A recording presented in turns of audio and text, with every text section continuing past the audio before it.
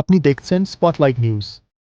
আজকের প্রধান খবরে ইরান ইসরায়েল সংঘাতের জেরে ভারত শুরু করেছে অপারেশন সিন্ধু, যার মাধ্যমে ইতিমধ্যেই ৫১৭ জন ভারতীয় নাগরিককে নিরাপদে দেশে ফিরিয়ে আনা হয়েছে। বিদেশ মন্ত্রকের মুখপাত্র রণধীর জয়সওয়াল জানিয়েছেন, আজ ভোর ৩টা নাগাদ তুর্কমেনিস্তানের আশগাবাদ থেকে একটি বিশেষ বিমান নয়াদিল্লিতে এসে পৌঁছায়। সেই বিমানে ইরান থেকে উদ্ধারকৃত ভারতীয় নাগরিকরা ছিলেন। রণধীর জয়সওয়াল টুইটারে পোস্ট করে জানিয়েছেন, অপারেশন সিন্ধু চলছে। আশগাবাদ থেকে বিশেষ ফ্লাইটে ইরান থেকে আরও ভারতীয়কে ফিরিয়ে আনা হয়েছে। এই উদ্ধার অভিযানে এবার নেপাল ও শ্রীলঙ্কার নাগরিকদেরও অন্তর্ভুক্ত করা হয়েছে, দুই দেশের সরকারের অনুরোধে।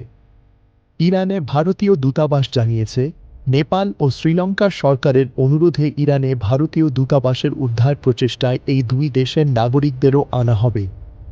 প্রসঙ্গত, ১৩ June Israel operation rising lion নামে ইরানে ব্যাপক বিমান হামলা চালানোর পর থেকেই পরিস্থিতি অস্থিতিশীল হয়ে ওঠে।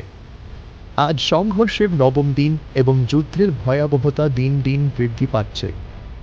এই পরিস্থিতিতে ভারতীয় সরকারের এই পদক্ষেপ শুধুমাত্র দেশবাসীর নিরাপত্তা নিশ্চিত করছে না, বরং প্রতিবেশী দেশের প্রতি সহমর্মিতারও দৃষ্টান্ত স্থাপন করছে। এই মুহূর্তে এই পর্যন্তই। আরও আপডেটের জন্য চোখ রাখুন স্পটলাইট নিউজ।